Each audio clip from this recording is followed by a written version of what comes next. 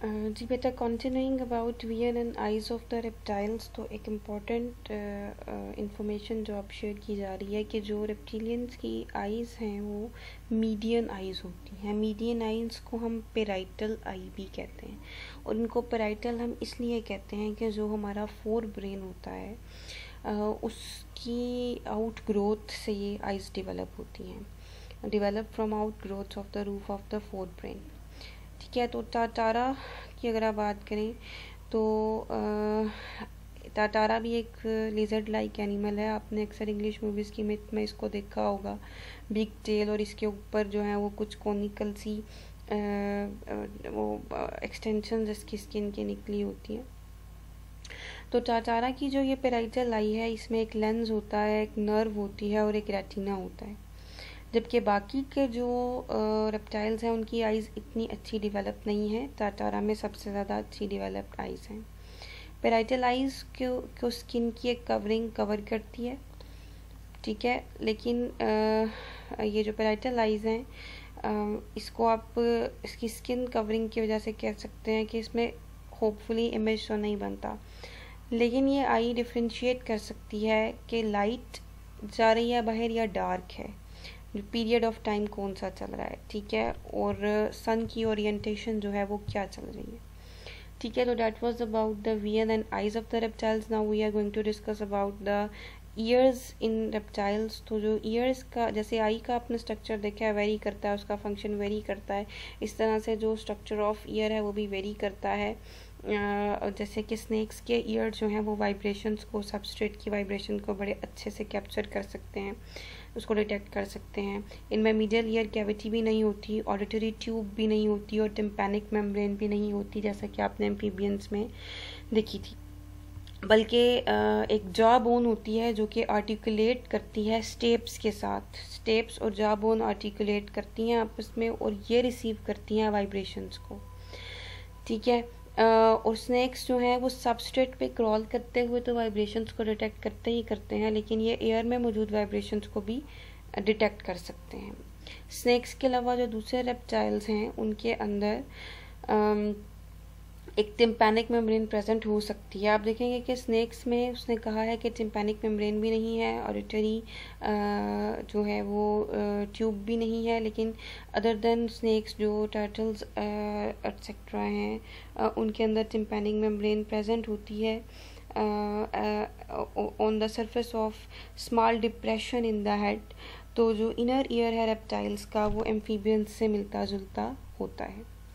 That was about the ear. Now about the olfaction यानी sense of smell. तो sense of smell में बेटा बड़े इम्पोर्टेंट आपके पास आने वाली है एक, आप उसको स्ट्रक्चर कह सकते हो, एक ऑपरेटस कह सकते हो, जिसको आप कहते हो जैकबसन्स ऑर्गन्स, ठीक है। ये जैकबसन्स ऑर्गन्स जो हैं इनको हम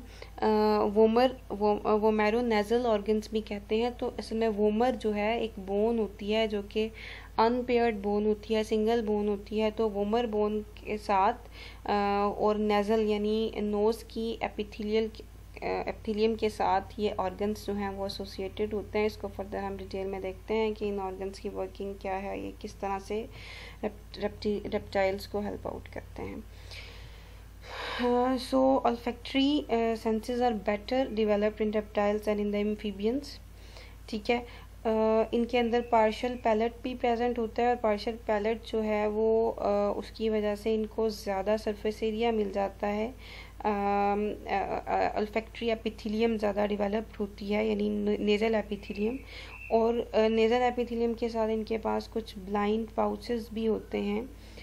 those blind pouches open into the nasal epithelium, और इन blind pouches को हम जैकबसन organs भी कहते हैं। Jacobson organs are also called vomeronasal organs, ठीक है। एंड इन डायप्सिड रेप्टाइल्स क्या होता है, they are best developed in the squamates, ठीक है। जैकबसन ऑर्गन्स जो हैं वो एम्ब्रियोनिक क्रोकोडाइल्स में तो डेवलप होते हैं, लेकिन कुछ एडल्ट ग्रुप में ये प्रेजेंट नहीं होते। जो एनैप्सिड रेप्टाइल्स हैं यानी टर्टल्स हैं, उनमें जैकबसन ऑर्गन्स बिल्कुल भी प्रेजेंट नहीं होते, किसी भी स्टेज ऑफ डेवलपमेंट पे नहीं होते। अब जो स्नेक्स होते हैं, स्नेक्स की जो टंग है वो प्रोट्यूडेबल है, यानी बाहर निकल आती है। जब ये प्रोट्यूड होती है तो बाहर से ये केमिकल कोऑर्डिनेशन करती है। केमिकल कोऑर्डिनेशन का मतलब बाहर से केमिकल्स को सेंस करती है और फिर क्या करती है, अंदर जाती है जब वापस, तो जैकब्सन ऑर्गन्स में जाके ये अपनी जो इसने ऑर्डर मालिक्यूल्स परसीव किए होते हैं उनका बताती है कि कौन सी किस तरह की बाहर केमिकल्स प्रेजेंट हैं, ठीक है।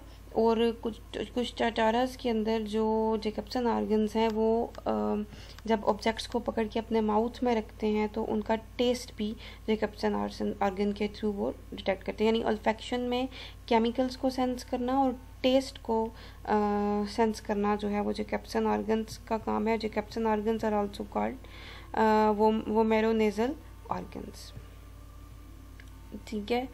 और कुछ आपके पास जो रैटल स्नेक्स हैं या दूसरे वाइपर स्नेक्स हैं उनके अंदर एक बड़ा इम्पोर्टेंट स्ट्रक्चर है, इम्पोर्टेंट क्वेश्चन भी है ये, कि कुछ पिट ऑर्गन्स होते हैं जो कि माउथ की दोनों तरफ होते हैं, फेस की दोनों तरफ होते हैं, आई और नॉस्ट्रल के दरमियान, between the I and nostril.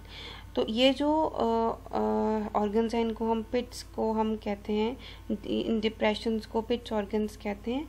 और ये सेंसरी एपिथेलियम है और ये ऑब्जेक्ट्स को डिटेक्ट करती हैं विद डिफरेंट टेम्परेचर्स। यानी स्नेक की सराउंडिंग में एक ख़ास टेम्परेचर प्रेजेंट होता है, लेकिन उस सराउंडिंग के अलावा अगर उसके इर्द गिर्द कोई ऑब्जेक्ट प्रेजेंट है तो उसका अपना टेम्परेचर होगा, और उस टेम्परेचर को सेंस करने के लिए ये जो इनके पिट ऑर्गन्स हैं उनको हेल्प करते हैं। मोस्टली ये नॉकटर्नल होते हैं, वाइपर स्नेक्स और रैटल स्नेक्स नॉकटर्नल होते हैं, तो ये अपने प्री को उसके टेम्परेचर से डिटेक्ट करते हैं with the help of pit organs.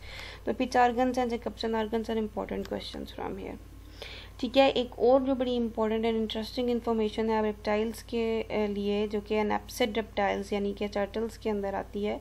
आपको मैंने एनैप्सिड डायप्सिड का डिफरेंस बताया था, वो आपको क्लियर होगा। तो जो टर्टल्स के अंदर जो एक चीज़ है वो है मैग्नेटिक फील्ड,